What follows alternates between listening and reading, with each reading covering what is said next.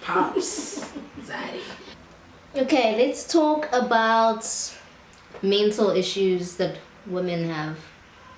Like, okay. Or a conversation about... Not illness. Not necessarily illness, but a conversation that... Let's just have a conversation that addresses build things... your mindset as a woman. Well, I think for me, the mental game, I guess, or at least how I interpret the question, and like when you say mental, it's little things like just from how you are brought up as an individual, and like there's just a certain way boys are brought up, and there's a certain way that girls are brought up, and like from a young age, you know, we will all sort of be equal as kids. You're playing, you're doing this, but little things from you're gonna get Barbie and you're gonna get Ken, you're gonna get the pink car, you're gonna, you know, get the blue thing, you're gonna get pink clothes, and you just those little things are the things that shape how you perceive yourself in like and your position in life. And I think like in the older years, at least, and in my sort of my world, like my aunt and my family have been very big in like instilling values of,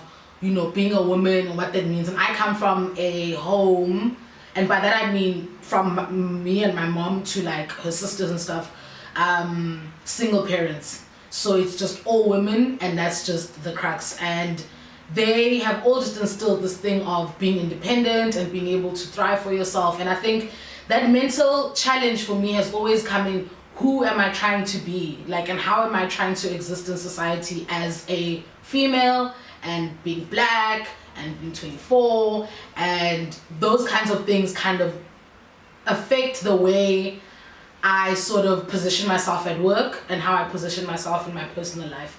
And like I've kind of split those two worlds into two different things. And it's a challenge in that you kind of want to be this sort of, because you know how like when you're working and then you're gonna have people talking about, we live in a patriarchal society, da, da, da. So how do I stand out as a female in that kind of environment? And it's like, and it's such a challenge in my head at least, where it's just like, okay, cool, tomorrow's work, what are you trying to do? When you're sitting in that boardroom and it's a table, you know, full of men, or if it's a mixture of things, how are you trying to present yourself in this conversation? What are you trying to do? How are you trying to make yourself noticed kind of thing? How do you want people to perceive you after the end of the conversation? And it's like, those are kind of the mental games that I kind of play with myself as time goes on. Also taking into consideration the values that like my mom and my aunts have instilled in me. So it's like, I want to be a good representation of myself, but then I also want to be a good representation of my family, because I'm carrying their name. So it's like, what does that even look like, and what does that even mean? And it's a continuous work in progress. And I think even doing something like this, pop culture, for example, for me, for a while it has definitely also been a thing where I think about it and I'm like, hey, if my mom used to sit and watch this thing, is she going to be proud? Is she going to be angry? Is she going to be, you know, am I talking about relevant things that she's just like, I like what my child is doing? And I have those concerns in my head, and it's like, that's what we do. So sorry to cut you off, but Timby, you have a brother. What kind of things do you think that you and your sister have to think about that your brother doesn't have to think about? Okay, well, first of all, my sister's 6. So I definitely resonate with what Nolisa is saying in terms of, and when you're brought up instantly, there's certain things that you can't do. My sister literally is 6, and so she's like, she's in grade 1, playing or whatever, and she'll sit and she'll open her legs. My mom, close your legs. That's not how a girl sits. Do you know what I'm saying? So there's a certain kind of culture that you create in a child who would see there are certain things that you can't do, and there are certain things that you shouldn't be doing because of the fact that you're a girl. You know what I'm saying? So I definitely feel like, you know, it's a thing that we, you know, do as people. With regards to my brother, I'm older than my brother. But there are certain luxuries that he gets that I don't get because of the fact that I'm a girl. I will go back to, it's so petty, but it annoys me. When I'm 4 grades ahead of my brother, so I would be in grade 7 and he'd probably be in what, grade 3, whatever. So when I got to high school, guys, I had to lie to go to parties and stuff. My brother finished matric last year, been going out since he entered high school.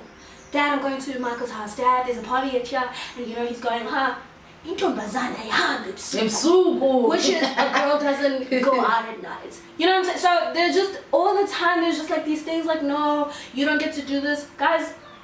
Silly shit like portions is a mental thing. Eating. I mean with the food. I mean with the food. Oh. Like it's just for well, I'm speaking personally about myself at home. It's just like who are you eating for? He needs to build and grow and so he can have.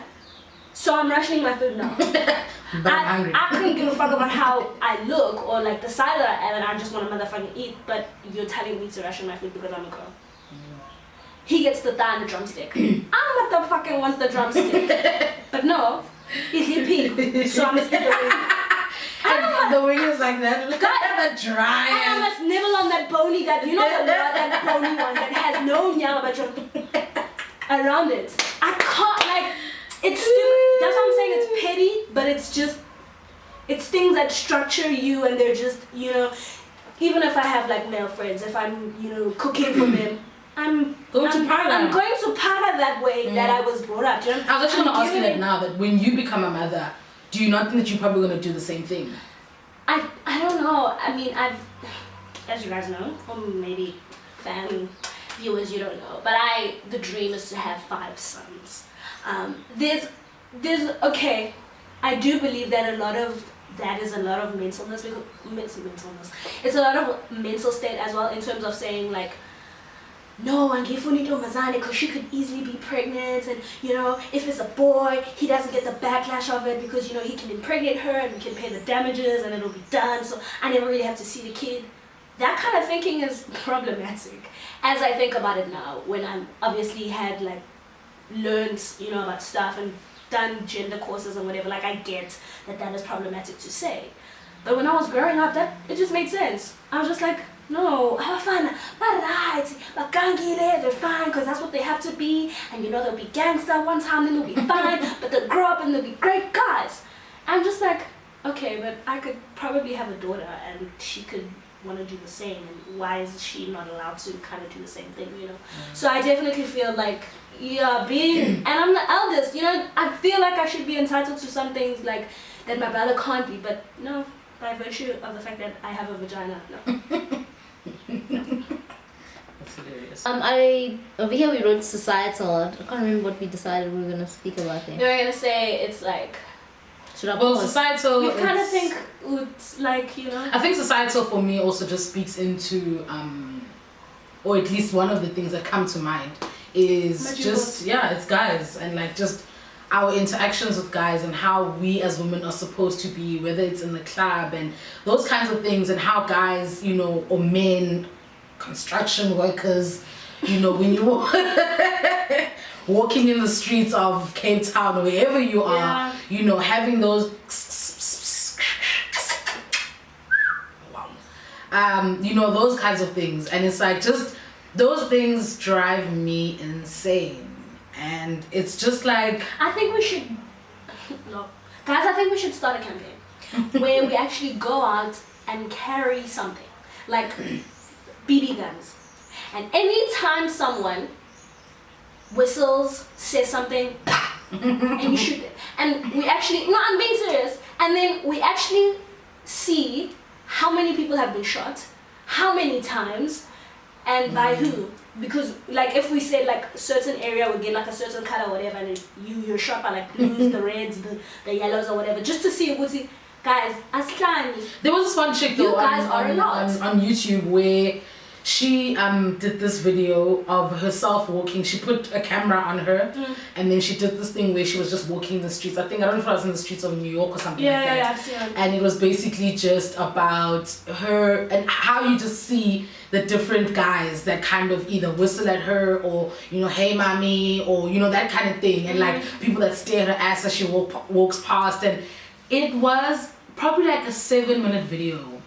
And like the video, she does this like counting where she counts 1, 2, like the number of guys that she's interacted with in the space of like however many hours or whatever. It was so many people, and it was like I'm saying, from the to the hey mommy, you looking fine, girl, like that kind of thing. And it's like, I think that as women, we've become so numb to that kind of behavior. And I remember I watched this play, one of them, and I wanted to come back so badly, The Bitching Hour, and they had this little this feature in there as well of like this one, like a girl who's basically walking in the street, and how sort of she starts off walking slowly, and then like her pace like goes a bit faster, and like then the other women in the play who are like saying all these different things, and just bringing out the fact that is not okay. The fact that we've become numb to it as women is not okay.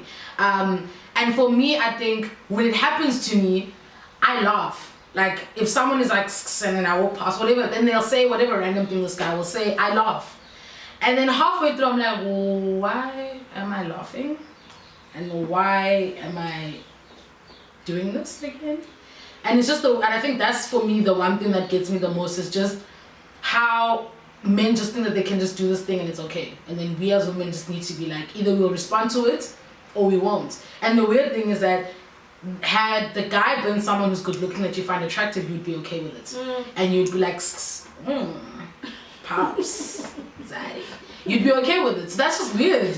But now if it's a construction worker, that's pops. Ew, gross.